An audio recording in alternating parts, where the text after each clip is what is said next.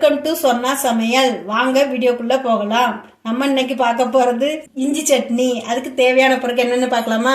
100 gram தொலி சீவிய பொடிசா நறுக்கிய இஞ்சி, 2 டீஸ்பூன் கடலைப்பருப்பு, 2 டீஸ்பூன் உளுத்தம்பருப்பு, 8 பூண்டு பல்லு, 1 துண்டு வெல்லம், 1 நெல்லிக்காய் சைஸு புளி, 6 காஞ்ச மிளகாய் வத்தல், 1 டீஸ்பூன் பெருங்காய பவுடர், 1 கொத்து கருவேப்பிலை, தேவையான அளவு உப்பு, தாளிக்க தேவையான நல்லெண்ணெய். இப்போ முதல்ல அடுப்பை பற்ற வச்சுக்கிடுவோம். அதில் ஒரு கடாயை வைப்போம். தேவையான நல்லெண்ணெயை ஊற்றிக்கிடுவோம். இதுக்கு நல்லெண்ணெயில் தாளித்தா நல்லாயிருக்கும். அதனால் நல்லெண்ணெயிலே செய்யுங்க. எண்ணெய் காஞ்சிட்டான்னு பார்ப்போம். சூடு வந்துடுச்சு. 2 டீஸ்பூன் கடலைப்பருப்பை போடுவோம். 2 டீஸ்பூன் உளுத்தம்பருப்பு, அதையும் போட்டு லேசாக வதக்குங்க. நல்லெண்ணெய்க்கு நல்லா நுர வருது பாருங்கள். கொஞ்சம் முருவலாக வருங்க. அதை பருப்பை கொஞ்சம் நல்லா வறுபடட்டும். அடுத்து பூண்டு பல்லை போட்டுக்கோங்க. அதையும் போட்டு துவக்குங்க. தீயை கொஞ்சம் குறைச்சி வச்சுக்கோங்க, கருகிடக்கூடாது. அடுத்து காஞ்ச மிளகா வத்தலை போடுவோம். வெடிக்கும் தள்ளு. அடுத்து இஞ்சியை தட்டுங்க, துவக்குங்க நல்லா.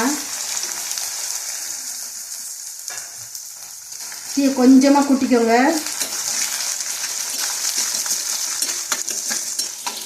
அது வதங்கிட்டு இருக்கையில இந்த புளியையும் போட்டுருங்க, அது கூட சேர்த்து வதக்குங்க.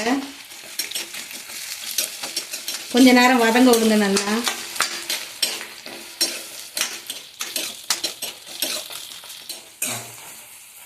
அது கூட கொஞ்சம் கருவேப்பிலை போட்டுக்கோங்க. நல்லா வதக்குங்க. அதை இஞ்சி நல்லா வதங்கணும்.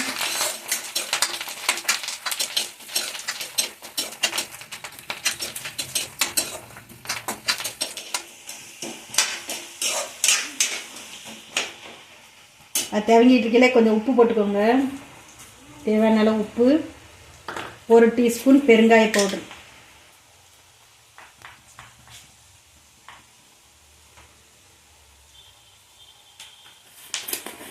இதையும் இது கூட சேர்த்து நல்லா வதக்குங்க. ஒரு 5 நிமிஷம் வதங்கட்டும்.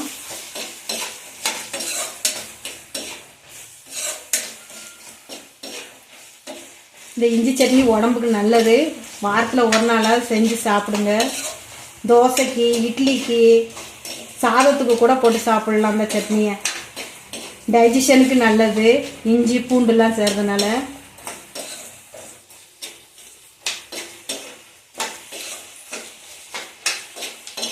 வதங்கிடுச்சு. இப்போ நம்ம அதை அடுப்பை ஆஃப் பண்ணிவிட்டு கொஞ்சம் ஆற விட்டுட்டு மிக்சியில் போட்டு அரைக்கணும். அரைச்சிட்டு அடுத்து பார்ப்போம். இப்போ வதங்கிடுச்சு. நம்ம அடுப்பை ஆஃப் பண்ணிக்கிடுவோம். இது நல்லா ஆறுனதுக்கப்புறம் மிக்சியில் போட்டு அரைச்சிட்டு தாளிக்கணும். இப்போ வடிச்சுன்னு ஒரு தட்டில் எடுத்து வச்சுருக்குறோம். இது கொஞ்சம் ஆறட்டும். ஆறுனதுக்கப்புறம் மிக்சியில் போட்டு அரைச்சிட்டு வருவோம். இப்போ ஆறிடுச்சு. இதை நம்ம மிக்சி ஜாரில் போட்டு அரைச்சிட்டு வந்துக்கிடுவோம்.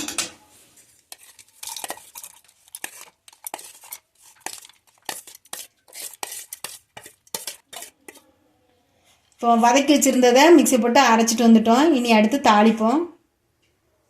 மறுபடியும் அதே பாத்திரத்தை அடுப்பில் வச்சுட்டு அடுப்பை பற்ற வச்சுடுவோம். தாளிக்கிறதுக்கு தேவையான எண்ணெயை ஊற்றிப்போம். இப்போ எண்ணெய் காஞ்சிருச்சு. ஒரு 2 டீஸ்பூன் கடுகு போட்டுக்கிடுவோம். கடுகு பொரியட்டும். பொரிஞ்சதும் கருவேப்பிலை போட்டு வதக்குவோம். பொரிஞ்சிருச்சு. கருவேப்பிலை கடுகு போட்டாச்சு, கருவேப்பிலையும் போட்டாச்சு. இப்போ அரைச்சி வச்ச இதையும் போடுவோம். தீயை குறைச்சி வச்சுக்கோங்க. அம்சத்தில் கொஞ்சம் நேரம் வதக்குங்க. இதை அரைச்சதை நல்லா தேவுக்குங்க. ஒரு துண்டு வெல்லத்தையும் அது கூட போட்டு வதக்குங்க. ஸ்வீட்டு, புளிப்பு, காரம் எல்லாம் இருக்கும் இந்த சட்னியில். ஒரு 5 நிமிஷம் அதை வதக்குங்க.